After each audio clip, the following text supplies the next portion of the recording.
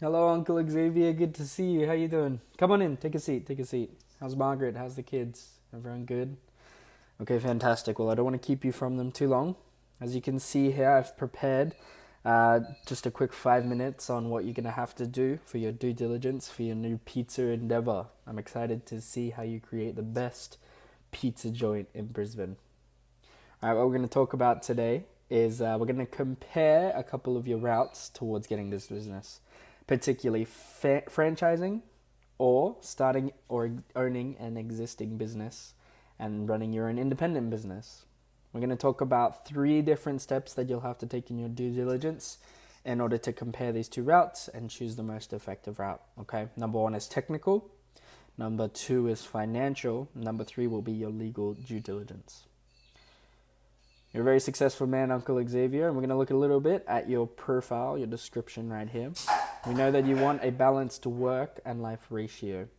We know that you want financial and legal security, and we know that you want a quick and easy startup, right? Your net worth, 1.2 million, is very promising, and your investment allowance here of $750,000 will mean that you have quite a good buffer to start up this business.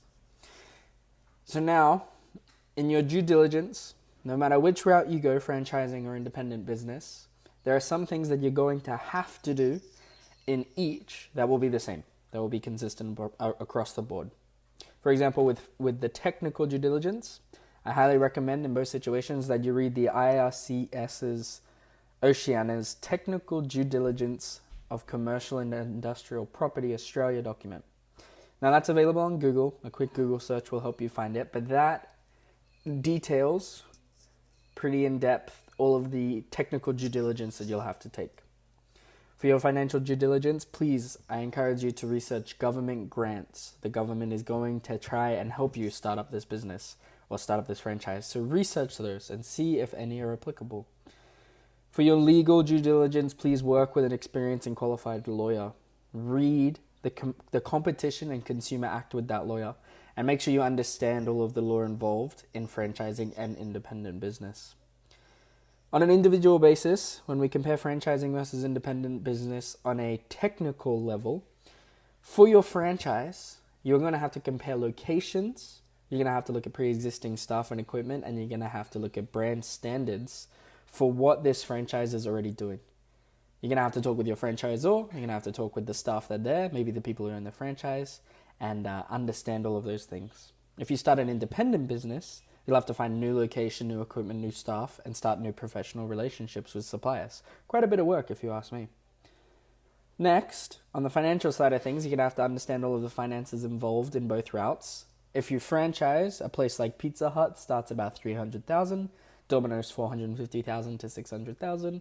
Choose whatever option best fits your budget. You're going to have to look at employment, rent, and equipment costs, and any insurances that are involved in the franchise. You're going to have to understand employee pay and things like that. If you start an independent business, you're going to have to look at all of those startup costs, property, staff, equipment, copyrights. And then you're also going to have to look at ways you can finance this. You can look at banks, you can look at investors. It's entirely up to you. But you're going to have to understand all of that money involved, because there will be quite a bit of money involved.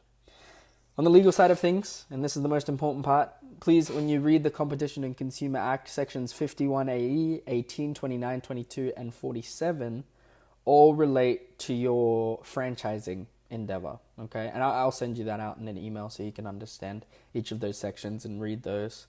But please observe all of those sort of legal requirements, things like the Fair Work Ombudsman, the CCA, and talk with your lawyer about the contracts involved in franchising. If you start an independent business, you have to understand that contract law for yourself when you create contracts with employees or with suppliers and things like that. So make sure you understand that and Australian business law, again, the CCA and Fair Work Ombudsman, things like that. Once you've done all of this due diligence, it'll be up to you to choose whether or not you want to go franchising or independent business. If you were to ask me, both personally as your nephew and professionally, I would say that the best route for you, Uncle Xavier, might not necessarily be going into independent business. There's a lot of risk, and there might not necessarily be a lot of a reward. or at least promise of reward. But if you were to franchise, then you will have better control and less risk. You'll have good, solid, adequate support for your startup. And you'll also have continual legal and technical support from your franchisor.